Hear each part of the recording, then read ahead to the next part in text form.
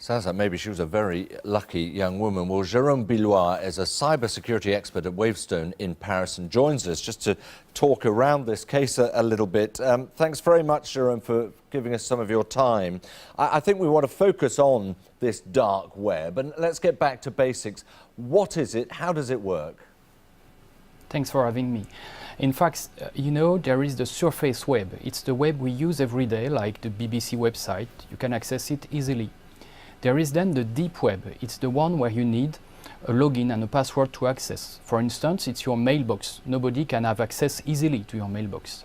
There are also forums that works with login and passwords. And then you have the dark web. The dark web is a specific part on internet where you need a specific software to access. And this dark web, it's easy for the criminals to hide their tracks, to hide where are the servers, where are the people behind the services that are offered on the dark web. Right, and how did it ever come into being? Was it created by criminals? No, at the beginning it was created by some entity of the US Army to help, having a very confidential part of internet, and it's used, and it could be used also, and it's used every day for very good things, such as protecting human rights activists in specific countries, such as protecting sources for journalists. For instance, that WikiLeaks is using it a lot as well. Right, well, we get an impression here that it's being used for sex slavery, probably for paedophilia, many other illegal, illicit, nasty things going on there. Can it not be controlled? I mean, is it simply uncontrollable? It's very hard to control because it has been created to be very hard to control.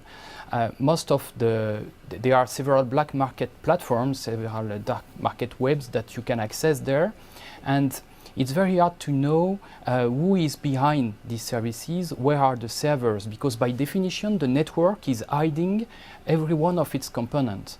Right. The only way for the police to enter this website is often to rely on errors made by the criminals. Recently there has been an arrest for the Alphabet platform, and the guy behind the platform left his personal email address in some part of the website, and that helped the police identify him. Right, okay, so some hints of improvement of opportunity to find these people. Can you see any way, Gerome, in which there could be an international effort to clamp down on this? Because that, of course, is one of the problems, the lack of frontiers, isn't it? For sure.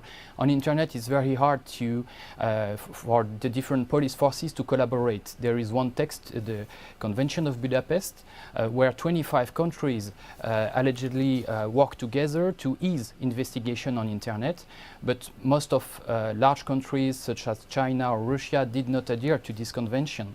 So today it's a difficult situation for the police forces to be able really to investigate on the black market, on the dark web, both for technical reasons and also for legal reasons. Okay, Gerome Billois, thanks very much indeed for your insight into a very disturbing part of the world, the dark web.